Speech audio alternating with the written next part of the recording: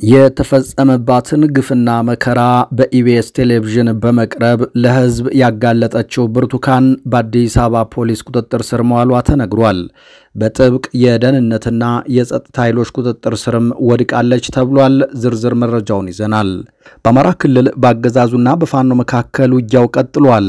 ፋኖ በርካታ ከተሞችንና ስትራቴጂካዊ ቦታዎችን ነፃ ያወጣን ነው ብሏል። ዝርዝር ይዘናል። በተጨማሪም በጎንደርና ባህር ዳር ዙሪያ የተደረገውን እጅግ ከባድና ለአስጨራሽ ውጊያ የተመለከተ ዝርዝር መረጃም ይዘናል የምትሰሙት ይሆናል።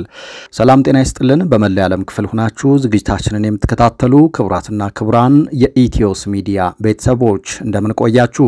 ብዙዎቻችሁ ለቻናላችን አዲሶች እንደሆናችሁ እናምናለን። ስለዚህ ቻናሉን ሰብስክራይብ፣ ቪዲዮውን ላይክ እና ሼር በማድረግ ሐቀኛና አዳዲስ መረጃዎችን በየቀኑ አገኙ።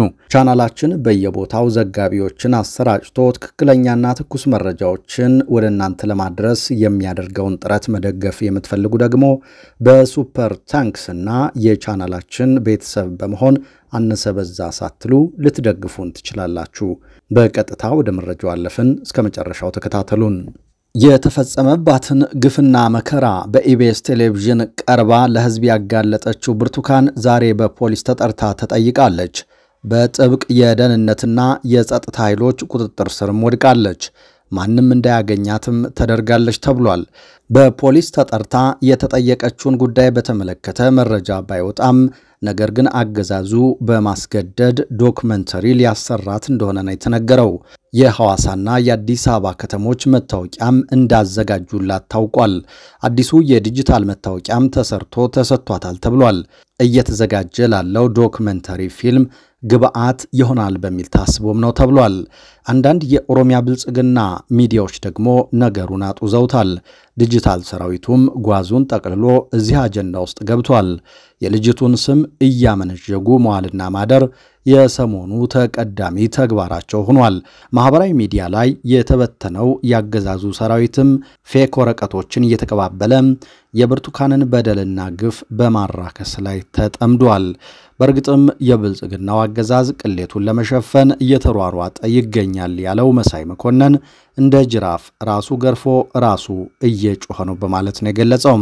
ጋዜጠኛ መሳይ መኮንን እንደዘገበው በልጅቱ ግፍ ላይ ሌላ አሳፋሪ በደል እየጨመረ አገዛዙ የበለጠ ስነ ልቦናዊ ጉዳት እያደረሰባት ነው።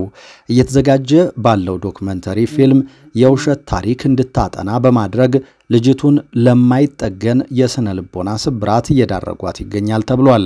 ጫንቃዬን ተገርፌ ልብሴን ተገፍፌ በበደል ላይ በደል ምን አይነት እርግማን ነው?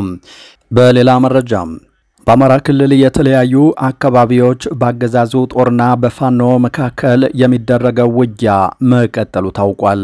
የፋኖ ኃይሎች ባወጁት ዘመቻ አንድነት ከፍተኛ የማጥቃት እንቅስቃሴያቸውን እንደቀጠሉ አስታውቀዋል። ጎንደርና ባህር ዳር ከተሞች ዙሪያን ጨምሮ በርካታ የክልሉ አካባቢዎች ውጊያዎች እየተደረጉ እንደሆነ የመረጃው ምንጮች ተናግረዋል። በጎንደር ከተማ ቅርብ ርቀት ወደ ባህር ዳር አቅጣጫ በሚገኙ የተለያዩ አካባቢዎች በሚገኘው ያገዛዙ ጦር ይዞታዎች ላይ የፋኖ ኃይሎች በወሰዱት እርምጃም ከፍተኛ ሰብአዊና ቁሳዊ ጉዳት መድረሱን ለማወቅ ተችሏል። በዚህም ከጎንደር ወደ ባህር ዳር ዋና መስመር በሚገኙ ስፍራዎች ማለትም ባህሪ ግንብ፣ ቡርቧክስና ምንዝሮ አካባቢዎች የፋኖ ኃይሎች ያገዛዙን ጦር በማስለቀቅ መቆጣጠራቸው ታውቋል። በዘመቻ አንድነት ከፍተኛ ወታደራዊ ጫና ውስጥ የገባው ያገዛዙ ጦር ሰኞ መጋቢት 15 2017 ዓ.ም የምስራቅ በለሳ ወረዳ ዋና ከተማ ጓላን ጥሎ ሸሽቷል ሲሉ የፋኖ የመረጃ ምንጮች ተናግረዋል። የአማራ ፋኖ አንድነት በጎንደር በበኩሉ በዘመቻ አንድነት ካገዛዙ ነፃ የወጡ አካባቢዎችን መልሶ በማደራጀትና ህዝባዊ አገልግሎቶችን ተግባራዊ የማድረግና የማከናወን ስራ በፋኖ መዋቅር እየተሰራ ይገኛል ብሏል። በተመሳሳይ በጎጃም ቀጠና የተለያዩ አካባቢዎች ከፍተኛ ሰብአዊና ቁሳዊ ጉዳት የተመዘገበባቸው ውጊያዎች መደረጋቸውን ለማወቅ የተቻለ ሲሆን በተለይም ሞጣ ቀጠና አራጢ ጎንጂ፣ መራዊ፣ ሽንዲና አቸፈር በተደረጉ ውጊያዎች ከፍተኛ ጉዳት ደርሷል ተብሏል። በቡሬ ቀጠና የፋኖ ኃይሎች ሽንዲ ከተማን መቆጣጠራቸውን የአካባቢው የመረጃ ምንጮች ተናግረዋል። በአካባቢው በተደረገ ውጊያም ከሰብአዊ ጉዳት ባሻገር በርካታ ያገዛዙ ወታደራዊ ሎጂስቲክስ በፋኖ ኃይሎች መያዙን የተሰማው። በሌላ በኩል በሽንዲ በነበረ ውጊያም ከውጊያው ጋር ምንም ግንኙነት ያልነበራቸው 3 ሕፃናት እንዲሁም አንዲት እናት ሲገደሉ መኖሪያ ቤቶችም በከባድ መሳሪያ ተኩስ መውደማቸውን ነዋሪዎች ተናግረዋል። በተያያዘም ያገዛዙ ጦር ምስራቅ ጎጃም ከወይን ውሃ እንዲሁም ከሞጣ ከተሞች በመውጣት ሬሽን ሊቀበል ሲንቀሳቀስ በጉዞ ወቅት የተለያዩ ቦታዎች ላይ ተደጋጋሚ ጥቃት በፋኖ ተከፍቶበታል። በተለይም አራጢ በረሃ ላይ የተፈጸመበት የደፈጣ ጥቃትን ተከትሎ ከፍተኛ ውጊያ ተቀስቅሶ ከ50 በላይ ወታደሮች ሲገደሉ ከ20 በላይ የሚሆኑት ደግሞ ቆስለዋል ሲሉ የፋኖ የመረጃ ምንጮች ተናግረዋል። በተያዘም በጎንጂ ቆለላ ወረዳ ሌንጋሳ አካባቢ በከባድ መሳሪያ የታገዘ ውጊያ መደረጉን ከአካባቢው የመረጃ ምንጮች ማረጋገጥ ተችሏል። በተመሳሳይ በሰሜን ጎጃም ዞን ለባህር ዳር ከተማ ቅርብ በሆኑት ሰሜን ሜጫና አቸፈር ወረዳዎች ከፍተኛ በርካታ ወታደሮች የተገደሉበት ወታደራዊ ተሽከርካሪዎችም የተቃጠሉበትና የጦር መሳሪያዎችም በምርኮ በፋኖ ኃይሎች የተያዙበት ውጊያ መደረጉን የአማራ ፋኖ በጎጃም አስታውቋል። በሌላ በኩል አገዛዙ በሜካናይዝድ ታግዞ ወደ ዋሸራ ተንቀሳቅሶ በከባድ መሳሪያ ትምህርት ቤቶችንና ንጹሃን ላይ ጉዳት አድርሷል ሲሉ ነዋሪዎች ተናግረዋል።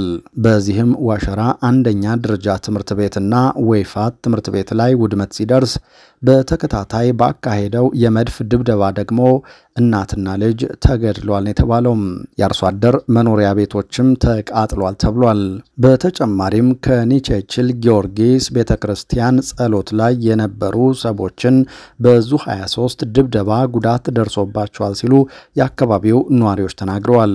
በክልሉ ሰሞኑን የፋኖ ኃይሎች የማጥቃት እንቅስቃሴ መጠናከሩን ተከትሎ አገዛዙ በበኩሉ በባህር ዳር ከተማ ዙሪያን ጨምሮ በበርካታ አካባቢዎች ተደጋጋሚ የድሮን ቅኝቶች እያደረገ እንደሚገኝ ከተለያዩ አካባቢዎች ለሚዲያችን የደረሰው መረጃ ይጠቁማል።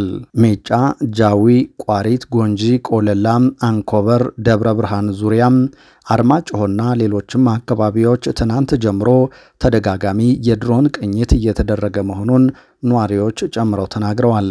በሌላ መረጃ በአማራ ክልል ከሰሞኑ በተደረጉ ውጊያዎች በርካታ ሰላማዊ ዜጎች መገደላቸው ተነገረ። የመንግስት ኃይሎች የበርካታ አርሶ አደሮችን ጦር መሳሪያ በመንጠቅ መሸጣቸውም ተሰምቷል። የብልጽግናው መንግስት በብር ሸለቆ በርካታ የአድማ ብተና አባላትን እያሰለጠንኩ ነው ብሏል። በክልሉ ውጊያው ተጠናክሮ የፋኖ ኃይሎች ያንድነት ያሉትን ዘመቻ በከተሞች ውስጥ ጭምር እያካሄዱ ሲሆን አገዛዙም ሜካናይዝድ ኃይሉን ጭምር እያንቀሳቀሰ ያልቻለው ውጊያ ነው የተከፈተው። ከውጊያው በተጨማሪ ያገዛዙ ኃይሎች ከአርሶ አደሮች ያሰባሰቡትን ከ50 የሚልቅ የጦር መሳሪያ መሸጣቸውም ተነግሯል። አርሶ አደሮቹ የመሳሪያ ፈቃድ እያላቸው ተነጥቀው መልሰው ሲጠይቁ ባንዳንድ አመራሮች ተሽጧል የሚል ምላሽ እንደተሰጣቸው ነው የተነገረው።